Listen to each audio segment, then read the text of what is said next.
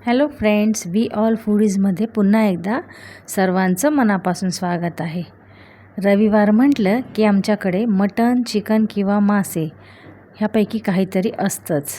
तर आज आपली रेसिपी आहे चिकन कोरमा। मस्तपैकी झणझणीत असा कोरमा इथे आपला तयार झालेला आहे। तुम्ही पाहू शकता कोरमा तयार झाला आहे। त्यावर कोथिंबीरने मी गार्निश केलेला आहे आणि आपला कोरमा इथे खाण्यासाठी सर्व केलेला आहे। चपाती किंवा नान बरोबर हा कोरमा फारच अप्रतिम लागतो। तर लगेचच आपण रेसिपीकडे वळणार आहोत।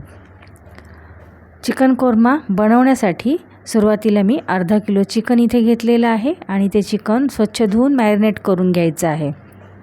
दही, लाल तिखट, मीठ, अद्रक लसूणची पेस्ट लावून आपलं चिकन मॅरिनेट करून घेतल्यानंतर आपण कोरमा बनवण्यासाठी मसाला घेतलेला आहे। 2 कांदे तळून घेतलेले आहेत। खोबरं आणि हिरवी मिरचीची पेस्ट देखील वाटून घेतलेली आहे आणि अर्धी वाटी दही घेतलेलं आहे। अगदी साध्या पद्धतीने आपला हा कोरमा आपण बनवत आहोत। गॅसवर कढई ठेवून फोडणीसाठी तेल घातल्यानंतर आपण जो तळलेला कांदा आहे तो तेलावर परतून घ्यायचा आहे। ह्या वेळेला गॅसची फ्लेम आपण एकदम स्लोच ठेवायची आहे, कारण कांदा तळलेला असल्यामुळे तो लगेचच जळण्याची शक्यता असते। त्यामुळे आपण लो फ्लेमवर कांदा परतून घ्यायचा आहे। त्यानंतर आपण 1.5 चमचा अद्रक लसूणची पेस्ट घातलेली आहे, ती देखील व्यवस्थित परतून घेतली आहे। आणि त्यानंतर लगेचच आपण खोबरं, हिरवी मिरची, कोथिंबीरची जी पेस्ट बनवली होती ती देखील आपण ह्या मसाल्यामध्ये घालून घेतलेली आहे।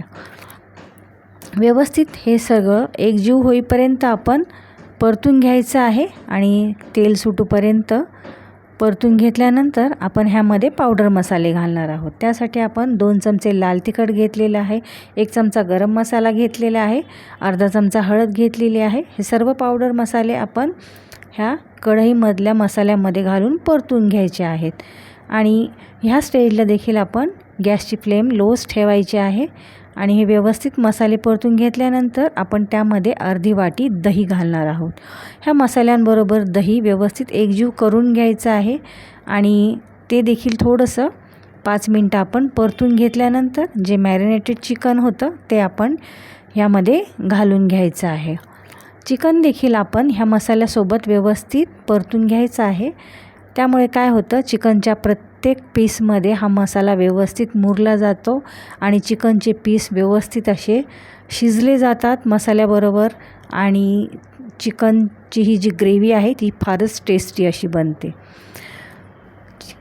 चिकन परतून घेतल्यानंतर आपण 5 मिनटं पुन्हा कढईवर झाकण ठेवलं आणि शिजून घेतलं आहे चिकन। त्यानंतर आपण चवीनुसार मीठ घातलेलं आहे, कारण आपण सुरुवातीला मॅरिनेशनमध्ये मीठ घातलेलं होतं, त्यामुळे मीठ हे आपण बेताचंच घालायचं आहे। पुन्हा आपण चिकनची ही थोडीशी ग्रेव्ही असल्यामुळे आपण त्यामध्ये थोडंसं पाणी ॲड केलं आहे आणि इथे आपला कोरमा एकदम शिजून रेडी झाला। तर तुम्हाला जर कोरम्याची रेसिपी आवडली असेल तर माझ्या चॅनलला लाईक करा आणि सबस्क्राईब करा।